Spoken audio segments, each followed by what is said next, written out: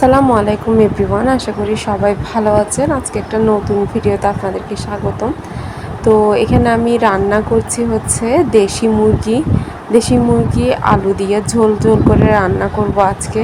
তো আমার সাথে ইদানিং যেটা হচ্ছে, আমি যেদিনই ভাবি যে আজকে ভিডিও বানাবো বা হচ্ছে আজকে ব্লগ বানাবো, তো সেদিনই আমার সাথে কোনো না কোনো একটা প্রবলেম হয়। তো আমি এর আগে যে ফুল ভিডিওটা এটা ক্যাপচার করতে ভুলেই গেছি। তো হঠাৎ মনে পড়লো যে আজকে তো আমি ব্লগ বানাবো, তো তারপরে আমি ভিডিও করা শুরু করি। যাই হোক, আমার এইসব কাহিনী বাদ দেন, এই মাংসগুলো দেখেন।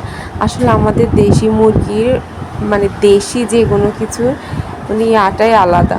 তো আমি মাংসগুলো খুব ভালোভাবে কষিয়ে নিয়েছি। মাংস থেকে কী পরিমাণ পানি বের হয়ে এসেছে দেখেছেন আপনারা ভিডিওতে। আমি কোনো পানি দিই নাই শুরুতে, সবটুকু পানি মাংস থেকে বেরিয়ে এসেছে। এরপর আমি এখন একদম টকবকে গরম পানি দিয়ে ভালো মতো মাংসটা সিদ্ধ করে নিব। যেহেতু মাংসটা দেশি মুরগি, তো এগুলো একটু সিদ্ধ হতে সময় লাগবে, তো এই জন্য আমি গরম পানি দিয়ে নিয়েছি।